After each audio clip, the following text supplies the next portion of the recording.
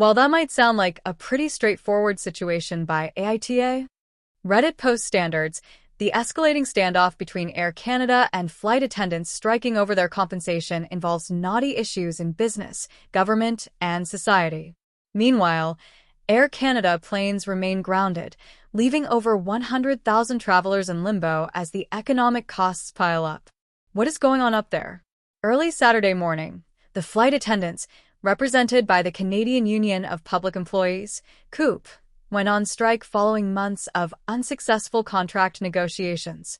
In addition to broader wage increases, the Air Canada employees sought boarding pay, or compensation for the work they complete before takeoff. Currently, they're only paid for work done while in the air.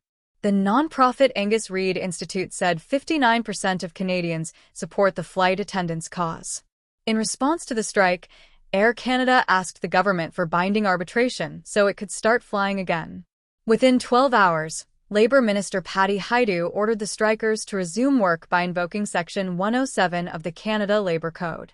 That controversial law says the government can end a strike to maintain or secure industrial peace.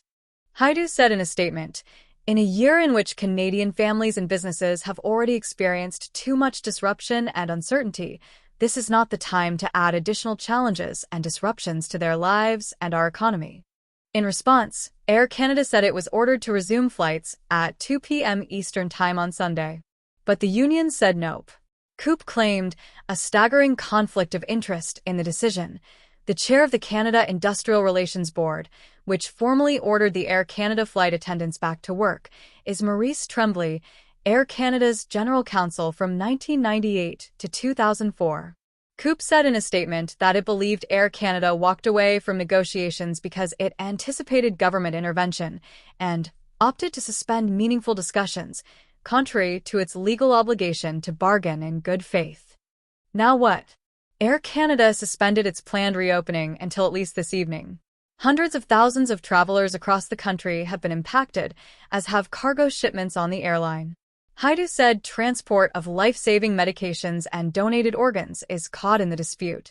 Even once service resumes, it will take up to 10 days for airline schedules to get back on track.